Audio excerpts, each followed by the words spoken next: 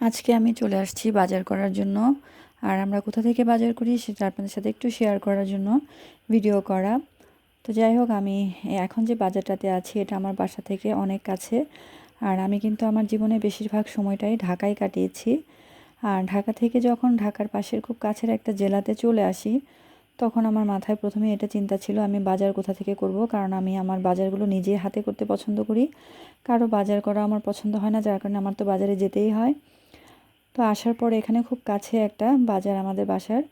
তো এই বাজারটা আমি আগে চিনতাম না, এখানে চলে আসার পরে আমি এই বাজারটা চিনেছি। আর দেখতেই পাচ্ছেন বাজারটার দুই পাশে দোকান, আর এই বাজারটা কিন্তু অনেক বড়। মানে এখানে আপনি সব কিছুই পাবেন যখনই আসবেন, কোনো সমস্যা নেই, সব সময় বাজার মানে দোকানগুলো খোলা থাকে।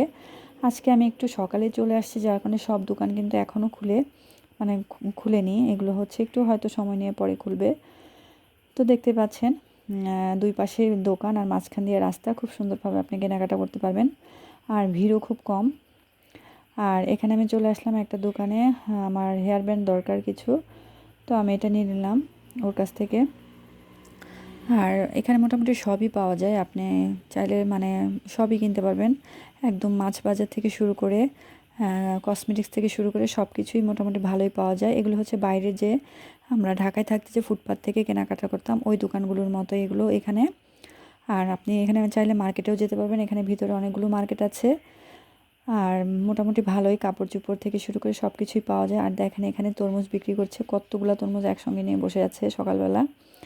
এরপর আমি একটা মার্কেটে ঢুকলাম, আর এই মার্কেটের দুই পাশে হচ্ছে দোকান। আর মোটামুটি ভালোই সব কিছুই মানে কিনতে পাওয়া যায় এখান থেকে। তো দেখতে পাচ্ছেন আপনারা। আর এখানে অনেক বড় বড় টেলার্সও আছে, যার কারণে আর আমার মানে এই প্রবলেমটা হয় না। আমাদের মতো মহিলাদের আসলে টেলার্সের চিন্তাটাই আগে থাকে। আর এখন চলে আসলাম হচ্ছে সবজির মার্কেটে।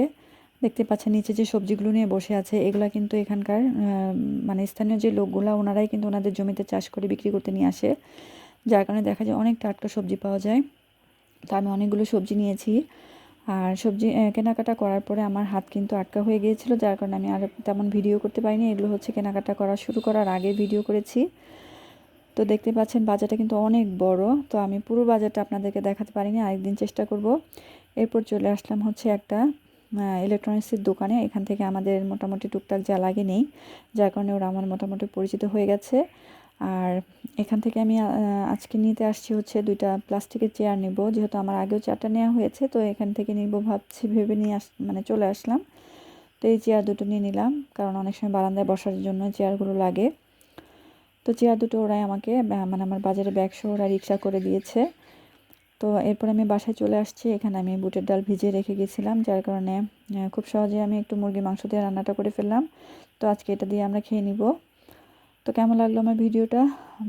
ভালো লাগলে অবশ্যই পাশে থাকবেন। তো আজ এ পর্যন্তই। ভালো থাকবেন সবাই। আল্লাহ হাফেজ।